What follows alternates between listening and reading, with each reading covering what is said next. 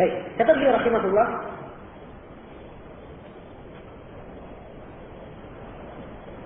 kata beliau, "Faminat sunnati luzumul jamaah." Dan dari sunnah adalah luzum, komitmen al-jamaah, di atas al-jamaah. Faman raghiba 'anil jamaah wa faraqaha, siapa yang tidak senang dari al-jamaah, wa faraqaha, dan berpisah meninggalkannya, faqad khala'a ribaqatal islam min 'unuqihi, maka sungguh dia telah melepas ribaqah al-islam, ikatan Islam dari lehernya. Ribaqah itu arti asalnya disebut di dalam An-Nihayah dan Lisan al-Arab. Ribaqah itu adalah ikatan yang dijadikan di leher hewan. Ya, ikatan yang diikat di leher hewan.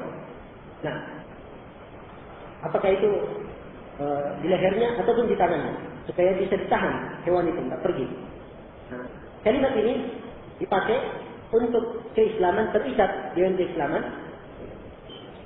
menunjukkan bahwa seorang muslim mengikat dirinya dengan ikatan keislaman.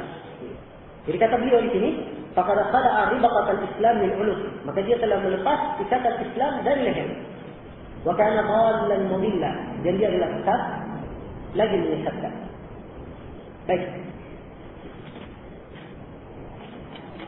Kata beliau rahimahullah, "Faminat sunnati luzumil jamaah." Dari sunnah adalah komitmen di atas al-jamaah. Apa itu al-jamaah? Ini pengertian al-jamaah sangat penting sekali diketahui. Bagaimana pengertian sunnah sangat penting diketahui. Seorang mengatakan dirinya ahli sunnah wal jamaah harus paham apa mana sunnah dan harus paham mana al-jamaah dan menerapkan hal tersebut dalam kehidupannya. Bukan hanya sekedar penisbatan atau hanya sekedar pengakuan, tetapi ia menisbahkan dirinya, mengetahuinya dan menerapkan dalam kehidupannya. Itu yang diinginkan. Maka betul dipahami makna al-jamaah. Dan salah paham dalam makna al-jamaah ini adalah letak kesesatan. Kesesatan banyak kelompok, ya, karena tidak paham makna al-jamaah. Maka kita butuh mengurai ini secara rinci apa makna al-jamaah tersebut. Apa makna al-jamaah? Baik. Dikatakan di sini oleh beliau, "Faminat sunnati luzumil jamaah." Dari sunnah adalah komitmen di atas al-jamaah. Al-jamaah secara bahasa dari kalimat al-jama', yaitu menyatukan sesuatu yang terpecah. Menyatukan sesuatu yang terpecah. Itu al-jamaah. Jadi kalau dia terkumpul bersatu, begitulah al-jamaah. Itulah al-jamaah. Adapun pengertian secara syarak, secara istilah syar'i tentang makna al-jamaah, ada 6 penafsiran di kalangan para ulama. Disebut oleh Imam Syafi'i dalam Al-I'tisam, juga disebut oleh Al-Lalaka'i, bagian darinya dalam Syarh Usul I'tiqad Ahli Sunnah wal Jamaah. Nah, 6 makna dari makna al-jamaah. Tapi dari 6 ini bisa disimpulkan nanti. Ya, mana al-jamaah tersebut. Baik, kita lihat makna yang disebut oleh para ulama. Ada yang mengatakan al-jamaah itu maknanya adalah as-sawadul a'zam. Adalah kelompok yang paling besar dari ahli Islam. Ini makna al-jamaah. Al-jamaah bermakna as-sawadul a'zam, kelompok yang besar dari umat Islam. Ini penggunaan as-sawadul a'zam dipakai di generasi awal Islam. Dipakai di generasi awal Islam. Karena itu ucapan ini, penafsiran bahwa jamaah adalah as-sawadul a'zam, itu dinisbahkan dari perkataan Abdullah bin Mas'ud dan Abu Mas'ud al-Ansari radhiyallahu ta'ala anhu, dua orang sahabat, dan Abu Ghalib. Menunjukkan bahwa penggunaan bahwa jamaah as-sawadul a'zam ini di masa terdahulu. Jadi kalau begitu as-sawadul a'zam yang diinginkan di sini itu adalah kelompok terbesar umat Islam di generasi pertama. Kan di generasi pertama kebanyakannya di atas hak atau tidak? Kebanyakannya di atas al-haq. Yang keluar darinya itu adalah orang-orang khawarij. Mereka ini yang syadz. Mereka ini yang syudzul. Mereka ini yang bersendirian. Menjadi tidak jamaah. Maka kelompok yang paling besar yaitu para sahabat di zaman itu. Kita diinginkan dengan as-sawadul a'zam. Baik, ini penafsiran yang pertama. As-sawadul a'zam. Ada sebagian riwayat menunjukkan as-sawadul a'zam, cuman dalam sanadnya itu diperiksa lagi. Ya. Kemudian penafsiran yang kedua, ada yang menafsirkan bahwa al-jamaah itu maknanya adalah jama'atul ilm, jama'atul ulama al-mujtahirin atau ahli hadis. Jemaah para ulama ahli ijtihad atau ahli hadis. Nah, Imam Ahmad ketika ditanya siapa al-jamaah, kata beliau kalau bukan ahli hadis saya tidak tahu lagi siapa mereka. Dan Imam Tirmidzi ketika menafsirkan al-jamaah, beliau katakan tafsir al-jamaah menurut para ulama ahli ilmu, mereka adalah ahli fikih, ahli ilmu dan ahli hadis. Ini tafsir al-jamaah.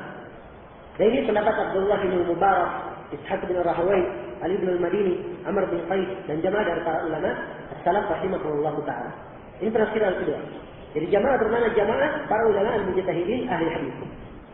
Kemudian jamaah yang kedua atau mana jamaah yang ketiga dari ucapan para ulama, al-jamaah bermakna para sahabat. Mereka adalah sahabat Rasulullah sallallahu alaihi wasallam. Dan ini adalah pendapat Umar bin Abdul Aziz. Kalau kita baca dari keterangan Imam Al-Barbahari, dia juga condong di atas pendapat ini. Wal jamaah adalah sahabat Rasulullah sallallahu alaihi wasallam. Dalilnya jelas ya. Nah, jamaah bermakna sahabat. Itu berdalilkan dengan hadis iftiraqul ummah. Hadis perpecahan ummah. Dan Nabi sallallahu alaihi wasallam bersabda, "Wa sataftariqu ummati ila 73 firqah." Akan terpecah umatku menjadi 73 golongan. Kulluhum finnar illa wahidah. Semuanya dalam neraka kecuali satu. Qila man hum ya Rasulullah? Tanya kepada beliau, siapa mereka ya Rasulullah?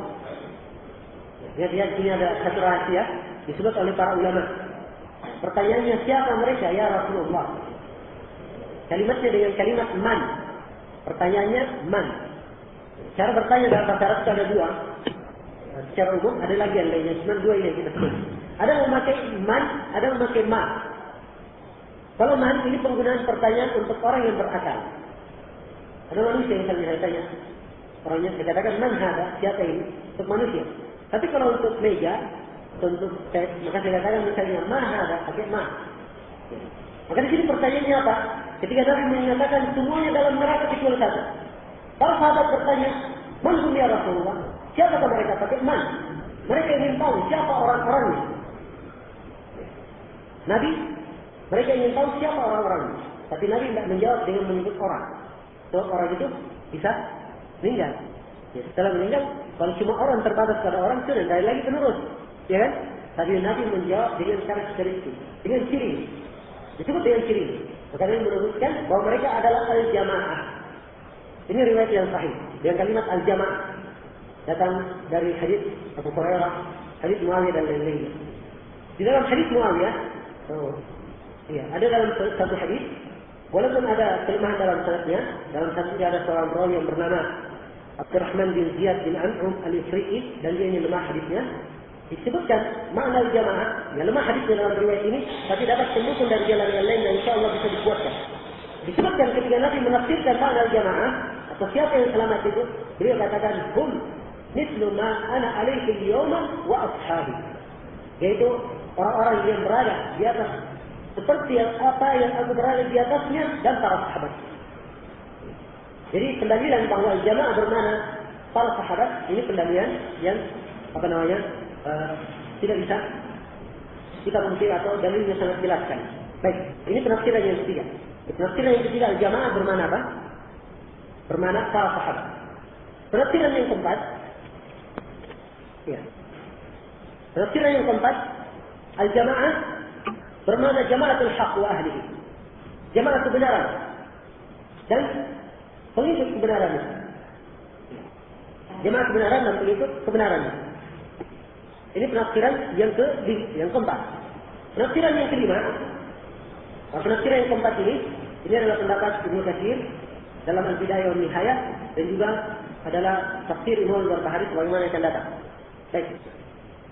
Kemudian pendapat yang kelima, al-jamaah adalah jamaah kaum muslimin kalau bersatu di bawah kepemimpinan seorang pemimpin. Jamaah kaum muslimin kalau bersatu di bawah kepemimpinan seorang pemimpin. Nah, ini penafsiran yang kelima. Kemudian penafsiran yang kelima ini adalah pilihan Ibnu Jarir At-Tabari rahimahullah taala dan juga pilihan Ibnu Al-Athir. Kemudian penafsiran yang keenam, jamaah adalah jamaatul Islam, jamaah kaum muslimin kalau bersatu di atas suatu perkara. Ya. Tapi penafsiran yang keenam ini disebut oleh Imam Syafi'i dari sebagian, disebut oleh Imam Syafi'i dalam Al-I'tisam, cuman Syekh Shalih bin Abdul Aziz Al-Syekh dalam Syarah Al-Aqidah Wasithiyah beliau mengatakan ini penafsiran batil, sebab bertentangan dengan hadis istirahatul ummah, hadis perpecahan ummah. Jadi umat berpecah, tidak mungkin bersatu di atas suatu perkara yang tertera di dalam hadis pernyataan yang ke-6 ini atau pendapat yang ke-6. Jadi bisa kita simpulkan 5 pendapat yang diterima. Kita perhatikan dari pendapat yang pertama sampai ke-4. Yang pertama, jamaah bermakna sawadul a'zam, kelompok yang paling besar. Siapa kita katakan kelompok paling besar? Para sahabat, ya kan? Pendapat yang kedua mengatakan al-jamaah adalah jamaah ulama ahli ijtihad, ahli hadis. Pendapat yang ketiga mengatakan al-jamaah adalah para sahabat. Pendapat yang keempat, al-jamaah mengatakan dikatakan al-jamaah adalah jamaah kebenaran dan pengikut kebenaran. 4 definisi pertama ini atau 4 definisi pertama dari al-jamaah yang disebut oleh para ulama ini tidak ada pertentangan. Tidak ada pertentangan. Maka kita katakan al-jamaah itu dari 4 definisi ini bisa disimpulkan mereka adalah para sahabat radhiyallahu ta'ala anhum dan orang-orang yang mengikuti mereka dengan baik dari kalangan para ulama ahli ijtihad, ulama ahli hadis, ya kan? Karena ahli hadis yang paling mengikuti para sahabat. Mereka inilah para sahabat dan orang yang mengikuti mereka dengan baik, mereka inilah jamaatul haq, jamaah yang berada di kebenaran dan mengikut kebenaran tersebut. Kalau begitu 4 pendapat pertama dikompromikan. Ya. Menjadi 1. Kemudian yang kelima, ini harus terpisah menjadi makna jamaah tersendiri. Sebab dia bermakna khusus, yaitu bersatunya kaum muslimin di bawah kepemimpinan seorang pemimpin. Jadi kembalinya kepada 2 perkara, makna jamaah. Para ulama punya 6 penafsiran, satunya tertolak, sisa 5 perkara ini kembali kepada 2. Ini sebagai kesimpulan. Jadi makna jamaah kembali kepada 2. Jamaah bermakna jamaatul haq, jamaah kebenaran, atau jamaah bermakna jamaatul abadah. Ini pembagian disebut oleh Imam Al-Khattabi di dalam kitab Al-Uzlah. Sebagaimana saya kutip dari keterangan Syekh Shalih bin Abdul Aziz Al-Syekh Rahimahullah Ta'ala dalam menjelaskan hal ini. Al-Khattabi berkata dalam kitab Al-Uzlah, kata beliau perpecahan itu ada 2. Berpecah dari sisi pemikiran dan agama. Kemudian nanti perpecahan itu berpecah dari sisi orang per orangnya. Jadi satu kelompok, sini 2 kelompok. Badannya berpisah. Ya kan? 2 perpecahan. Demikian pula persatuan. Kata Al-Khattabi. Ya, bersatu juga al-jamaah itu terbagi 2. Ada jamaah bersatu di atas suatu pemahaman yang benar. Nah, ini jamaatul haq yang kita sebut tadi. Dan ada jamaah bermakna jamaah di atas satu kepemimpinan. Tubuh kaum muslimin semuanya satu di sini. Nah, ini jamaah yang bermakna jamaah di bawah kepemimpinan seorang pemimpin muslim. Maka bisa kita tarik kesimpulan dari hal ini bahwa al-jamaah dalam pengertian syariah tidak lepas dari 2 perkara. Yang pertama, jamaah bermakna jamaatul haq, jamaah kebenaran.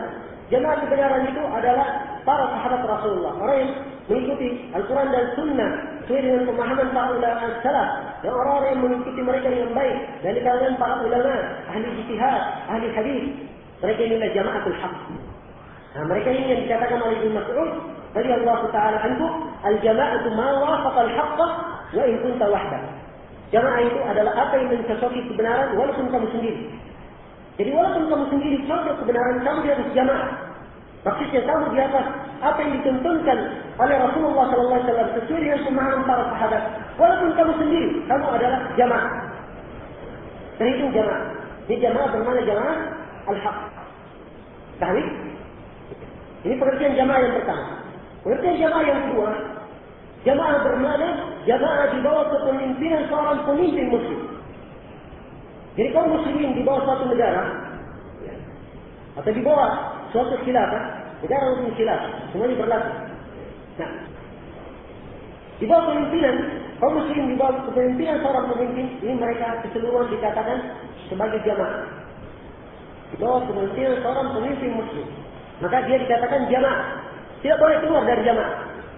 Tidak boleh keluar dari jamaah. Kalau paham makna jamaah di sini, maka insyaAllah Ta'ala akan selamat dari berbagai macam kerusakan dan kelompok-kelompok yang sekarang menamakan dirinya dengan jamaah-jamaah. Kalau yang diinginkan dengan jamaah yang berkembang sekarang, yang dia inginkan dengannya jamaah kebenaran itu cuma satu, ya kan? Ada jamaahnya Rasulullah Sallallahu Alaihi Wasallam, para sahabat yang mengikuti mereka dengan baik, cuma satu.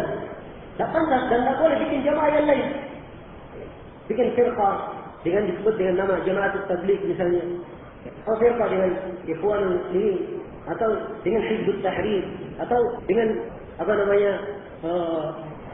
bentuk-bentuk yang lainnya. Ini semua adalah bentuk jamaah yang tidak dibenarkan. Menamakan dirinya sebagai al-jamaah. Kalau dia sebagai jamaatul haq, maka panutannya, pimpinannya adalah Rasulullah Sallallahu Alaihi Wasallam. Tidak boleh ada mereka di dalamnya. Tidak boleh ada sumpah setia. Kemudian pimpinannya satu yang harus ditaati.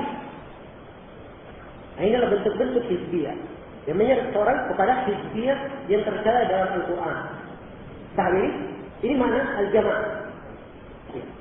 Kalau dia bermakna jamaatul haq, maka harus seperti itu. Kaum muslimin cuma satu. Sepanjang dia mengikuti Al-Quran dan Sunnah, maka dia adalah jamaah. Dimanapun dia berada. Negara manapun dia. Kulit apapun warna kulitnya. Mau putih, mau hitam, mau hijau misalnya. Dimanapun dia berada, sepanjang dia di atas Al-Quran dan Sunnah, maka dia adalah al-jamaah. Nah, kalau dia inginkan dengannya jamaah bermakna di bawah kekuasaan, sudah kami tanya kepada mereka. Kalian ini jamaah? Iya, kami jamaah. Jamaah apa? Jamaah kebenaran. Kami tidak bikin jamaah tersendiri. Kami punya pimpinan, punya di BR. Sudah, kalau begitu mana wilayah negaramu mana? Sebab namanya pimpinan harus punya wilayah negara. Dan kalau jamaah, negaramu di bawah tanah. Kerjanya sangat cacing dengan tikus. Ya, kan begitu. Kalau begitu ini bukan makna jamaah. Tidak diinginkan dengannya makna jamaah. Kalau begitu ini berada di atas kebatilan. Ini ukur. Ukuran jamaah itu cuma dua. Jamaah yang berada di atas kebenaran yang dikatakan oleh Rasulullah, kelompok yang selamat al-jamaah. Ya, ketika Nabi berkata semuanya dalam neraka kecuali satu, mereka itulah al-jamaah. Cuma ada dua kemungkinan al-jamaah. Jamaah bermakna pengikut kebenaran, pengikut Al-Quran dan Sunnah sesuai dengan jalan para ulama as-salaf, para sahabat, para tabi'in, orang-orang yang mengikuti mereka dengan baik.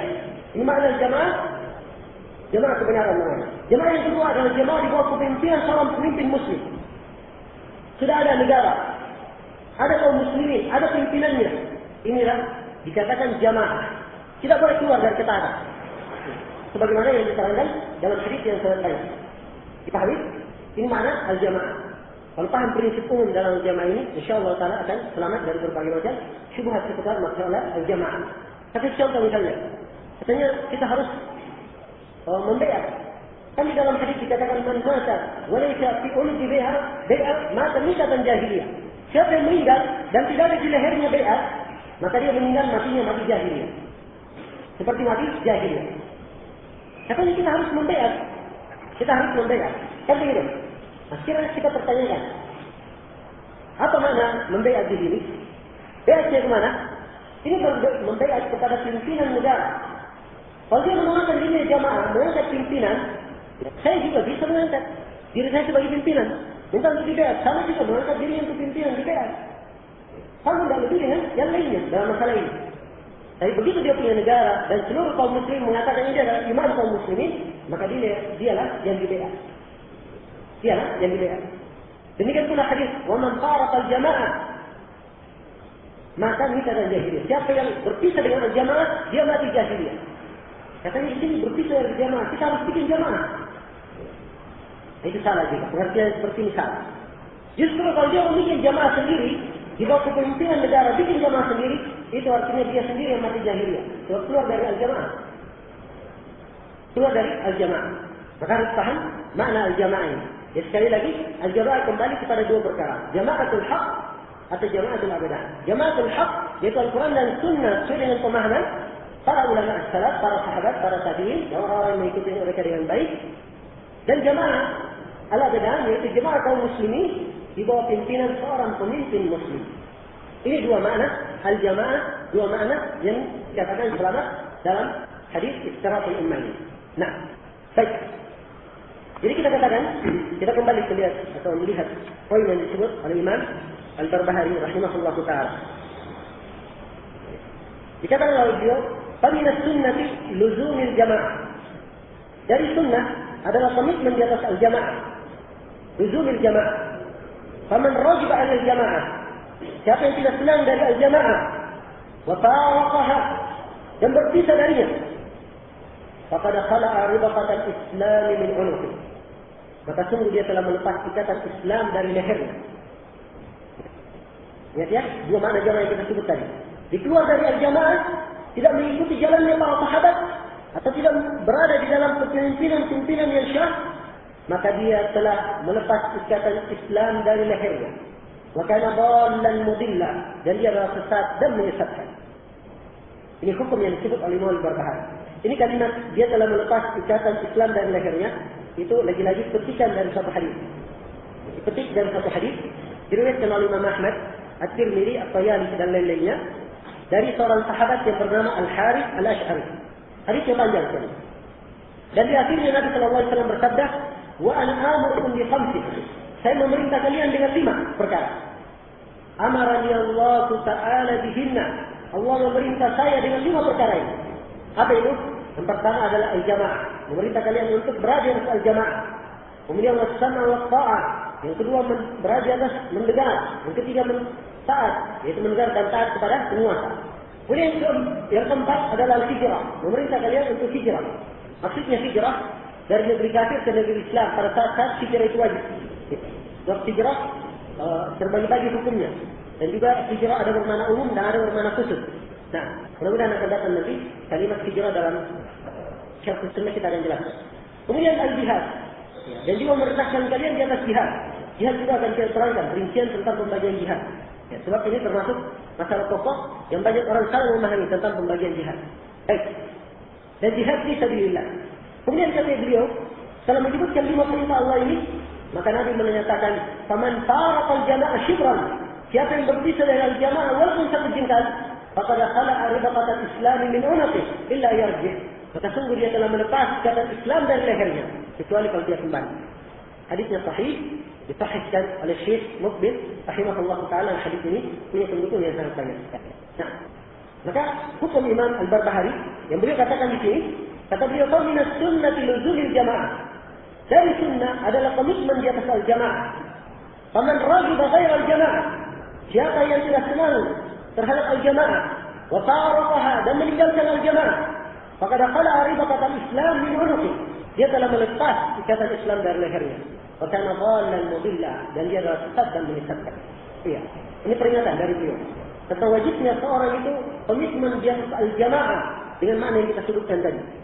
Dan tercelanya perpecahan, tercelanya perselisihan, dan tercelanya al-hizb, at-tahazzub, ya partai, mengatakan kelompok dan lain-lainnya. Nah, seluruh hal tersebut adalah perkara yang tercela. Yang diridai oleh Allah Subhanahu wa taala hanyalah al-jamaah. Karena itu, dalam dalil dari Al-Quran dan Sunnah banyak sekali memerintahkan kita untuk bersatu di atas petunjuk yang benar. Allah Subhanahu wa taala berfirman, "Wa'tasimu bihablillahi jami'an wa la tafarraqu." Dan berpegang teguhlah kalian semua di atas tali Allah dan jangan kalian bercerai-berai. Dan juga Allah Subhanahu wa taala berfirman, "Wa la takunu kalladzina tafarraqu wa ikhtalafu min ba'di ma ja'akumul bayyinat wa ulaika lahum 'adzabun 'adzim."